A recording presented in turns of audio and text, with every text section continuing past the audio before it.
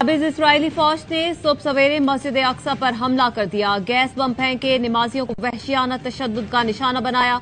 अरब media के मुताबिक हमले में खवातीन और बच्चों समेत 12 फलस्तीनी जख्मी हुए। हमास ने फलस्तीनी आवाम को फौरी मस्जिद अक्सा पहुंचने की कॉल दी थी। गजा से मुतादिद रॉकेट इसराइल की जानिब फायर किए गए। इसराइल ने फलस्तीनी इलाकों से मुल्हिका मकामात पर हाई अलर्ट जारी कर दिया। सऊदी अरब, मिस्र और उर्दन की मस्जिद अक्सा पर हमले और नमाजियों पर तशद्दुद की शदीद मज़म्मत।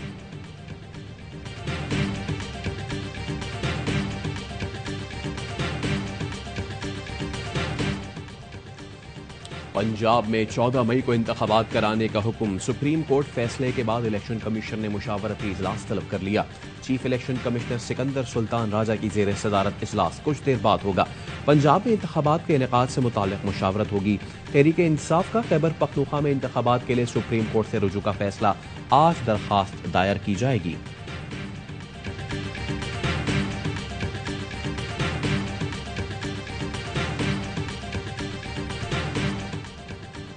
वजीर आजम शहबाज शरीफ ने इत्तेहादी जमातों के पार्लिमानी रहनुमाओं का इजलास तलब कर लिया। हुक्मरान इत्तेहाद के पार्लिमानी रहनुमा आज शाम वजीर आजम हाउस में बैठक लगाएंगे। सुप्रीम कोर्ट के फैसले के बाद की सूरत हाल पर मुशावरत की जाएगी। पार्लियामेंट में हुकूमती मौक़िफ़ को भरपूर उजागर करने के लिए हिकमत अमली पर गौर होगा।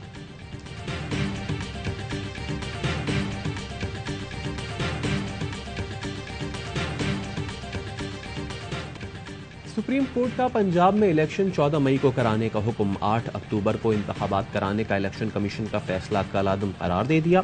तहरीरी फैसले में वफाकी हुकूमत को 10 अप्रैल तक 21 अरब रुपए जारी करने का हुक्म। कहा फंड्स न देने की सूरत में अदालत मुनासिब हुक्म जारी करेगी।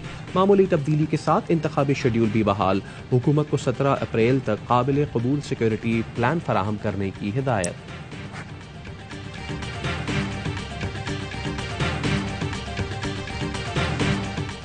इमरान खान का सुप्रीम कोर्ट के फैसले पर आज लाहौर के लिबर्टी चौक पर जश्न और यौम तशक्कुर मनाने का ऐलान। कहते हैं हुकूमत निराली मंतक ले आई कि हम सुप्रीम कोर्ट का फैसला ही नहीं मानेंगे।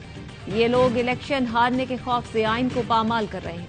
मुझे रास्ते से हटाकर नवाज शरीफ को वापस लाने और अक्टूबर में इलेक्शन कराने का प्लान था। बता दूं, अक्टूबर में भी हम कमजोर नहीं होंगे। मैंने तो पहले ही कहा मुआशी तबाही से निकालने का कोई रास्ता है तो मैं भी अक्टूबर तक इंतजार कर लूंगा। दूसरे मुमालिक कर्जा देने के लिए तैयार नहीं। डिफॉल्ट रिस्क 100% पर है।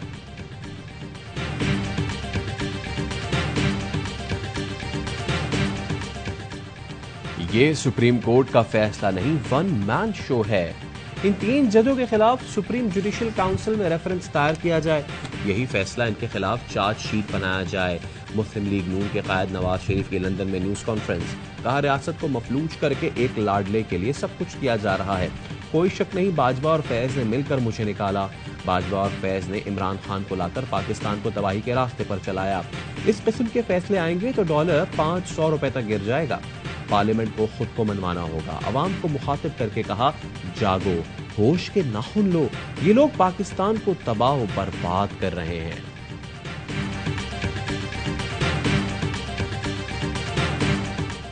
सुप्रीम कोर्ट के आसफोद नोटिस पर शहबाज शरीफ और इमरान खान के खिलाफ फैसले। शहबाज शरीफ ने फैसले की मजम्मत की। इमरान खान ने फैसला तस्लीम किया। वजीर आजम शहबाज शरीफ ने असेंबली फ्लोर पर अदालती फैसला अदलो इंसाफ का कत्ल करार दिया। शेम शेम के नारे भी लगे, लेकिन इमरान खान के खिलाफ फैसला आया तो साबिक वजीर आजम ने कहा फैसले पर अफसोस हुआ मगर तस्लीम करते हैं। शहबाज शरीफ ने इलेक्शन से मुतालिक फैसला तारीख का जबर करार दिया। चेयरमैन पीटीआई ने अदलिया को इंसाफ का सरपरस्त तस्लीम किया और कहा कि सिर्फ एक बार जेल गया, वो भी अदलिया की बहाली के लिए। शहबाज शरीफ ने आईनी फैसले को भुट्टो के अदालती कत्ल से मिला दिया।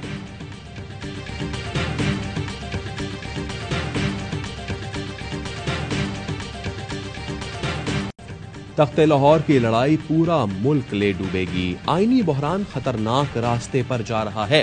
बिलावल भुट्टो जरदारी कहते हैं आईनी बहरान चलता रहा तो मैं रहूंगा, ना शहबाज शरीफ। इमरान खान समझता है वो रहेगा तो ये उसकी गलत फहमी है। एक खतरनाक तजर्बा होगा जिसका नुकसान अवाम भुगतेंगे। उन्होंने पार्टियां बदलकर मजे करने हैं। जेल हमें जाना पड़ेगा। आईनी बहरान से निकालने के लिए लार्जर बेंच बनाया जाए। मरियम नवाज की सुप्रीम कोर्ट के खिलाफ एक बार फिर हर्जा सराई। ट्वीट में लिखा फैसला साजिश का आखिरी बार है। آغاز آئین کو ری رائٹ کر کے کیا گیا. فیض کھوسا اور ثاقب نثار کی ذمہ داری اب انہوں نے اٹھا لی ہے. وقت آ گیا ہے کہ پارلیمنٹ اسے آئینی اور قانونی ہاتھوں سے روک دے. فواد چودھری کا مریم نواز کے بیان پر سخت رد عمل. بولے فوج کے خلاف اس قسم کا ٹویٹ آ جائے تو میڈیا پڑھتا بھی نہیں. ججوں کے خلاف کوئی بکواس کرے تو ہم اس پر بات شروع کر دیتے.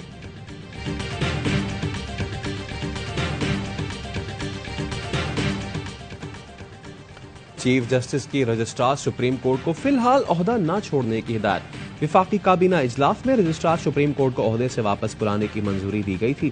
الیکشن سے متعلق کیس کی سماعت کے دوران سپریم کورٹ نے از خود نوٹس کیس میں 3-4 کا حکومتی دعویٰ بھی مسترد کر دیا.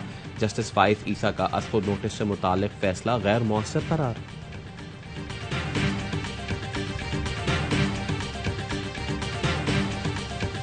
سپریم کورٹ نے حافظ قرآن کو میڈیکل داخلے میں 20 اضافی نمبر دینے کا کیس نپٹا دیا. سپریم کورٹ کے 6 رکنی بینچ نے کیس کی سماعت کی.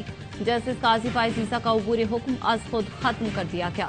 عدالت نے قرار دیا از خود نوٹس غیر مؤثر ہونے پر نپٹایا جا رہا ہے. از خود نوٹس اور اس کے اثرات پر تفصیلی فیصلہ جاری کیا جائے گا.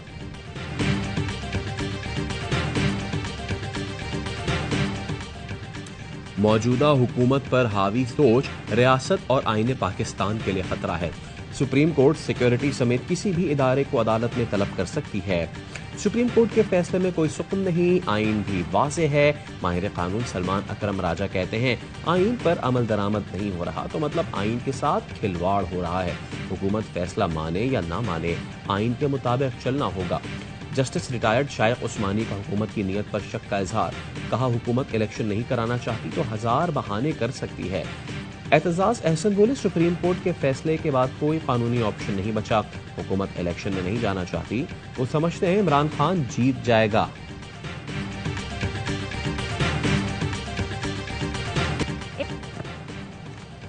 ایف سی نارتھ بلوچستان کے زیر انتظام ڈیجیٹل لرننگ کراچی سے آن لائن کلاسز کا اہتمام.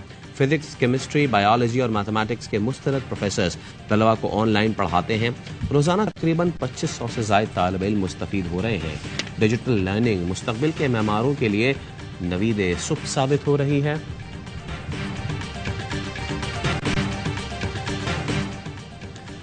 کراچی میں آٹے کا بحران پیدا ہونے کا خدشہ.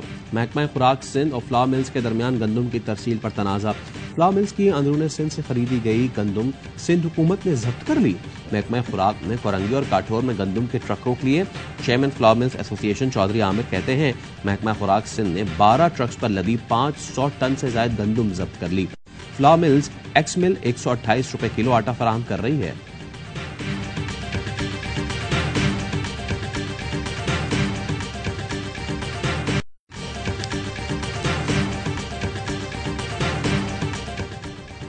فن لینڈ نیٹو اتحاد کا 31واں رکن بن گیا. نیٹو اتحادیوں نے گزشتہ سال 5 جولائی کو فن لینڈ کے الحاق پروٹوکول پر دستخط کیے تھے.